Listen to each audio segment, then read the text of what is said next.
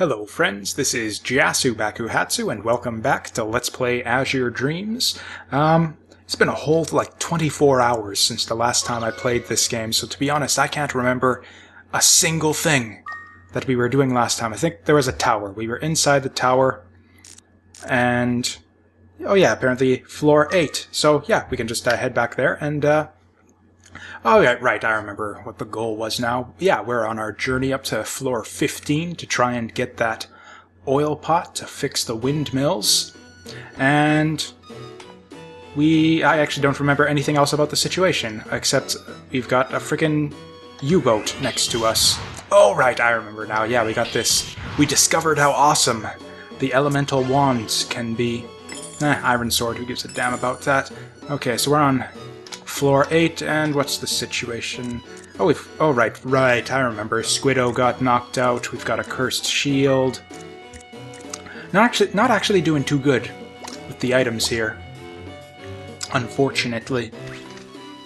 I could have probably done all this off camera and actually, done some refreshing myself on what's actually going on here, and then, done that, and then I could actually come in to the video actually knowing what's going on and what I'm talking about and all that, but no, I decided I was just going to do it on camera because, I don't know, I guess I don't respect your time or something. Actually, that's not even true. I couldn't do that because as soon as I reload the save, then I lose the save. So yeah, the very first time I load this up has to be the time that I record it. So, okay, never mind.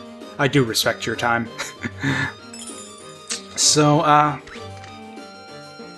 yeah, basically that's kind of how I'm going to be approaching this series. There's basically a lot of different things different goals you can have every time you go into the tower. You can try to, do a tower run to try to just collect as much money as you can and just fill up your inventory with the most valuable items you can find. Just get a bunch of spell balls or something like that, and then just go back to town and sell them, and then that can be a tower goal. And you can, depending on how well geared you are, how good your monster is, how highly buffed your equipment is, you can usually make a good, like you saw in the first video, you can usually make a good 10,000 or so, even in the early parts of the game. Or you can actually go for progress, and which is kind of handily you got these handy little milestones in the form of those guaranteed oh dear, okay, no items on the ground to destroy, at least. Yeah, those bomb traps can be really nasty if you...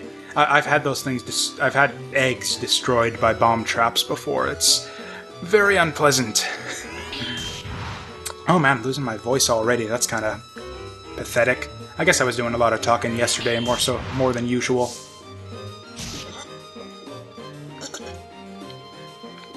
Refreshing. I actually drank the last of my... oh, excuse me. Drank the last of the Alexander Keiths during yesterday's recording session. So today's play session of Azure Dreams is brought to you by Dr. Pepper Cherry, which is evidently amazingly smooth. I'd actually have to agree with that. This is some really good stuff. Kind of picked it up on a whim, and yeah, this is actually might be in my new favorite soda or something. This is really good stuff. This is not a paid promotion or anything, by the way. I'm just don't have anything else to talk about right now. We're just kind of going through. Oh, okay, I remember what the situation was now. we're pretty far behind on levels and kind of looking to remedy that. So, on the other hand, level 8, floor 8, we're actually kind of doing okay, and we're kind of the same problem with the... really it's our familiar who's going to be carrying us through anyways, so... most of our damage here is coming from the... oh god. I just threw up a little in my mouth after I was just talking about how great this beverage was. That was disgusting. Ugh. I'm gonna wash it down with some amazingly smooth Dr. Pepper Cherry. Okay, so the main benefit that we get from leveling up at this point is just to sort of top up our HP just a little bit. Because, yeah, that's kind of the main problem we're having right now. Oops, that was the wrong... I keep doing that for some reason. And that, too, where, yeah, one, I keep on throwing my familiar when I want to just set him down, and I keep on swinging my sword in the wrong direction. Or actually, I guess technically now I'm swinging my rod in the wrong direction. So I guess technically, yeah, that was actually the first time that happened. Oh, damn, 9 damage? Okay, he's got a decent bit of HP, so it's not quite so dangerous, but yeah, would really, really love to get some, Oh, this could actually be kind of bad. Okay, I think what I actually want to do now is, get off this floor and actually get up. So, okay, I'm gonna try to restore Baku's HP just by sitting around here, and then actually it'll be actually better once we get up to floor 10, and then we start seeing, you know, those trolls and volcanoes and all those fire monsters as opposed to all those damn water monsters down here. And then once we get above that, we'll have all the wind monsters on the floor above, and then it will just be golden by that point. Okay, that's close enough. Oh right, I gotta start conserving my... okay, either conserving my magic, or I should maybe start rushing it. Oh my Jesus. Oh, damn. Okay, maybe if we're lucky they won't wake up. Actually, we can do a lot of damage to these guys, so actually not too dangerous. You know, I think I've got a lot of experience right now. Would be really nice. Yes, if that guy doesn't get the level down on me. Okay, so we're, yeah, really good on offense, but not so good on defense. And yeah, it looks like we're gaining like a good... Or actually, no, what was that? Like 3 HP per level? So, okay, the level up's maybe not so significant at this point. Do we have a wind crystal yet? Yes, we do, but like I said, I kind of want to stockpile these, so might as well just feed him the pita fruit right now. It won't... Yeah, he'll get the full benefit off that. And yeah, so now we can just pick that up and start stockpiling those in the old family vault. Oh yeah, it's just going to be great. So, I guess maybe to just compare this game briefly to some of the other... Or I guess the main kind of Mystery Dungeon style game I've played before is Shiren the Wanderer. Back a while back, not the DS version. I played a little bit of the DS version of Shiren, but actually the main one that I have experience with is the Super Nintendo version of Shiren the Wanderer, when that first got its English translation by, I believe it was Eon Genesis who translated that one. It was a fan translation. Anyways, yeah, so that was, I think, like a much more... I mean, it's hard to say. Like, I'm really experienced with Azure Dreams, obviously, because I've played it a whole bunch.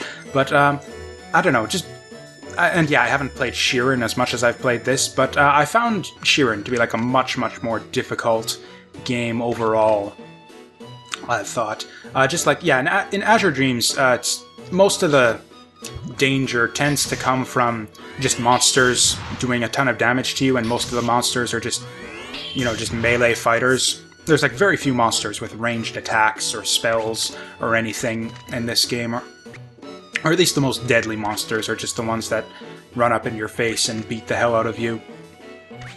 And yeah, so for that reason, they're not typically that difficult to deal with. And also whereas yeah, in Shiren the Wanderer you had a lot of monsters who would do like a lot of really nasty things. They'd have like spells and ranged attacks, and they would accidentally kill each other sometimes, and then they would like sort of evolve in place up to the next, or basically they'd kind of like upgrade to the next version of themselves anytime they like accidentally kill something, which would happen all the time, especially with some of the ranged monsters. So you had like a bunch of...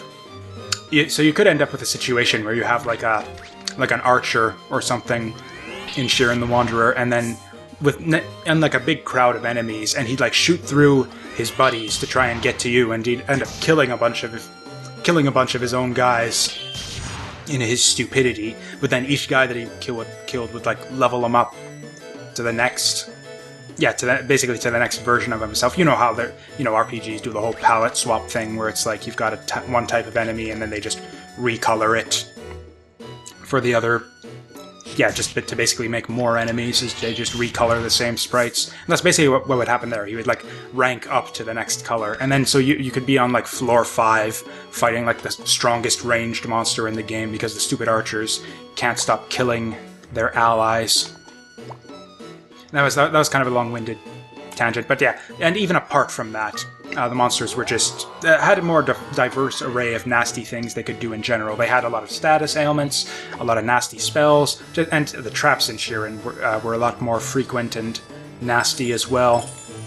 Also, Shiren, you had fewer options in terms of your sort of long-term planning. You could basically, you could, kind of prepare yourself a sword. Similar to, by the back, using the blacksmith, similar to what I was talking about with this game, where you can use the sands to upgrade your sword. But other than that, you don't have, like in this game, where you have the monster who has those persistent levels between tower runs. Like, there's nothing you can really do in Shiren that's similar to your monster in this game. So it's like, it almost kind of violates the spirit of roguelikes, I think, in this game, actually, where you actually do get you actually do have some stuff, some levels that are actually persistent from run to run.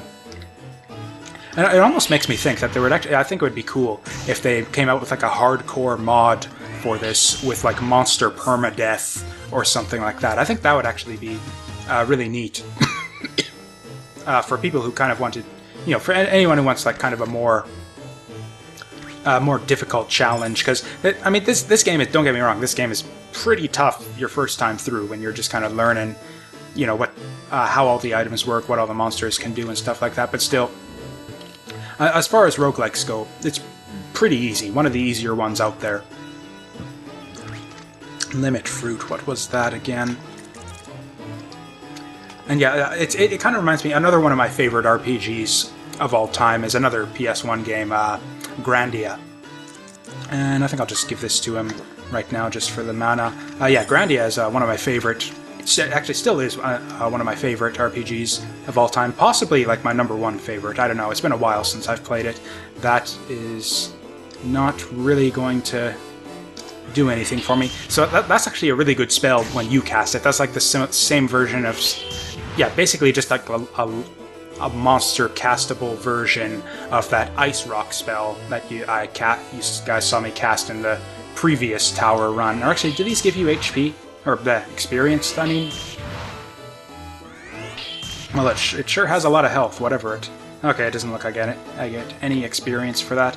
Anyways, Grandia is another example of a really super great game, I think. One of the best, if not the best, RPG of all time. Or, JRPGs, that is.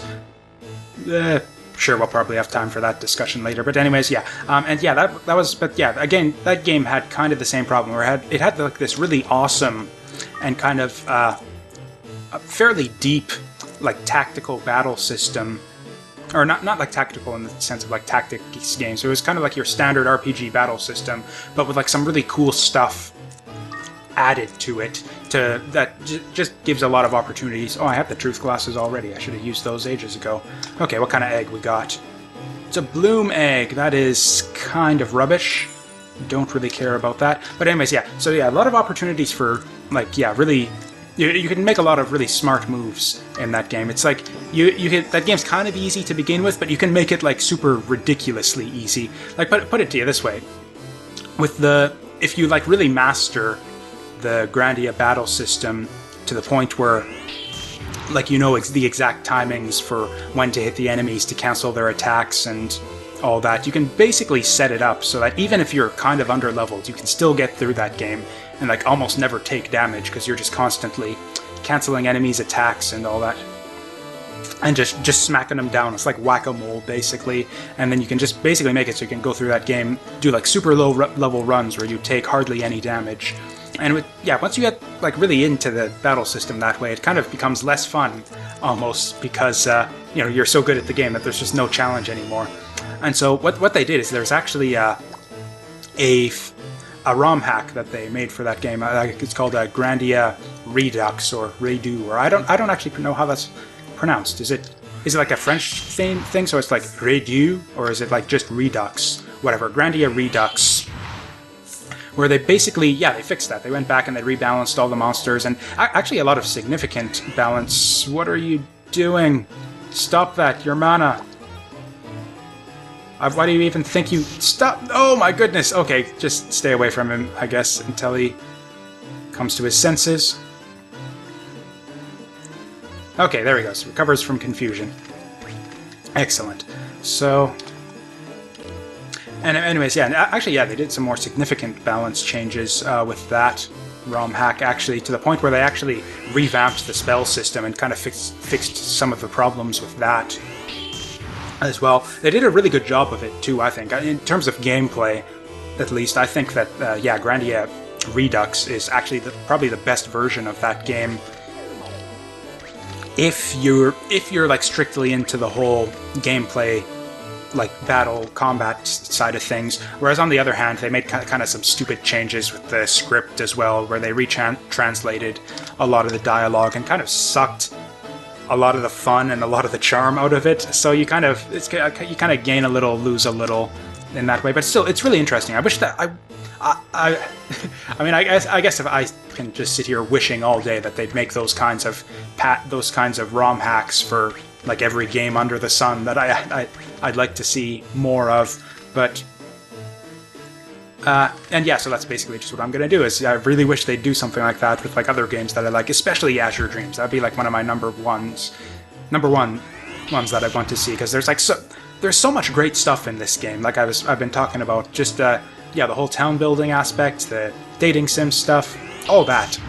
It's just a lot of it feels like kind of a little bit underdeveloped, including the whole dungeon crawling aspect. I mean, I'd say that the game is still greater than the sum of its parts. It's yeah, it's like all of these things kind of mesh really well together, and it's still a really great game. Again, despite all of its shortcomings, it's still one of my favorite dungeon crawlers of all time. Or you know, like the have I been saying Monster Hunter sometimes when I mean... Have I been saying Monster Hunter this whole time? I mean Mystery Dungeon. I think I might have done that at least a few times. Said Monster Hunter when I mean Mystery Dungeon. God, have I been doing that the whole time? That'd be dreadful. Anyways, regardless, yeah, the Mystery Dungeon games. This is probably one of my favorite kind of variants of that I've played. Just because it has all of those little extras that just add a lot more flavor to the game. Make it so the game is about a lot more than just, you know, going through the dungeon and trying to make it to the end. It's like you're trying to, yeah, romance the ladies and build up the town and collect all the monsters, and it just adds a lot more stuff for you to just think about, a lot more different systems for you to kind of engage with. And even though some of them are kind of a little bit half-baked, it's still a great game. Even so, it's just, yeah, I think if they like just put like some kind of ROM hack on this to actually, you know, kind of finish baking some of the sort of underdeveloped aspects of the game, it would be like, this would be like a total masterpiece if someone actually went back and like kind of fleshed out, okay, maybe, yeah, there's quite a few problems I actually do have with this game. Actually, I don't really need the truth glasses at all anymore. So, yeah, we can drop those. Yeah, I've talked before about like all the different things you can do with the... Okay, I thought he was gonna hit me. Oh, damn, is that a 5? Okay, he can take one more hit. Okay, I'll take the I'll tank the damage on this one, buddy. Don't you worry. God, I'm taking... Oh, wait, no, that was the spell that he absorbed. So yeah, that's why... that's why Baku took so much less damage than I did, because he got hit by a spell and I got hit with a physical attack. Yeah, we can... Yeah. Oh man, this mixture magic is so good. I didn't realize... Man, I've never actually experimented with these magic rods before, but yeah, man, I'm getting like some serious damage off of this. Very impressive. Very happy with how this is going. Man, I'm still, and even as I was saying how I've kind of like played this game to death and kind of figured out everything about it, there's still so much in here that there's like still stuff that I haven't, you know, a lot of monsters I haven't seen, a lot of items, actually even some items I haven't seen. Some of the rarest items that you can get in this game are like stupidly rare. Like like I said, off of like dozens of playthroughs and probably hundreds of tower runs, like I have never seen most of the rarest items in this game. I only know of their existence by like just reading game facts, walkthroughs, and also I've seen some other YouTube Let's Plays that collected some rare items that I'd never seen before, and I was very, very jealous when I saw them. It's like, yeah, I've never seen like a dark sword or a training wand or a...